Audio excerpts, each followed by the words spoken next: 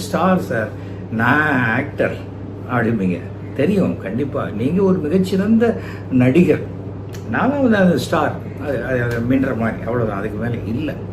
ஆனால் ஒரு என்ன அவசரம்? ஒரு நம்மளுடைய தமிழக அரசினுடைய திரைப்படக் கல்லூரியில் முதல்வராக இருந்தீங்க, மிக சிறப்பான சேவையை செய்தீங்க, எத்தனை புஸ்தகம் எழுதிருக்கீங்க, என்ன அவசரம் ராஜேஷ்?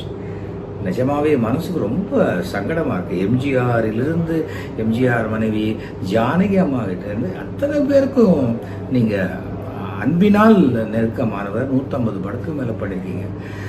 ஆனால் ராஜேஷ், உங்களுக்கு இறப்பு கிடையாது. அதாவது டெலிவிஷன் சினிமாவும் இருக்கிற வரைக்கும் நீங்கள் வாழ்ந்து கொண்டே தான் இருப்பீங்க. என்ன இந்த உடல் என்பது இருக்காது.